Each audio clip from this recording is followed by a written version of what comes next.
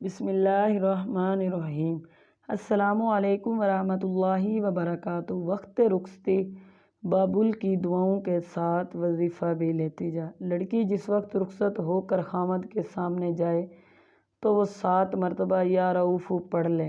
انشاءاللہ خامد ساری عمر بیوی پر مہربان رہے گا اور کبھی ناموافقت نہ ہوگی، کبھی لڑائی جھگڑا نہ ہوگا، دونوں میں پیار محبت ہوگی انشاءاللہ تعالی۔ مجرب عمل ہے، اس وظیفے کو آپ خود بھی پڑھیں اور دوسری بہنوں کے ساتھ بھی شیئر کریں تاکہ ان کا بھی فائدہ ہو۔